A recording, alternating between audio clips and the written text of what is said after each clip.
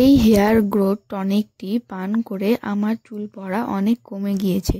তোমরাও যদি তোমাদের চুলকে লম্বা ও ঘন করতে চাও তাহলে এই হেয়ার রেমেডিটা বা এই হেয়ার টনিকটা ট্রাই করে দেখতে পারো।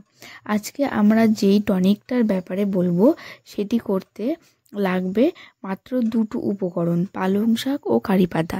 প্রথমে পালং শাক ও কারি পাতাটিকে ভালো করে ছাড়িয়ে ধুয়ে নিয়েছি, তারপর একটু কাট করে নিয়েছি, তারপর সেদ্ধ করে নিলেই রেডি আমাদের powerful spinach and curry leaves hair growth tonic. পালং শাকে থাকে ভিটামিন বি কমপ্লেক্স, যা চুলকে তাড়াতাড়ি লম্বা হতে সাহায্য করে এবং চুলের গোড়াকে মজবুত করে। এটি নিয়মিত পান করলে স্ক্যাল্পের চুলকানিও কমে যায়।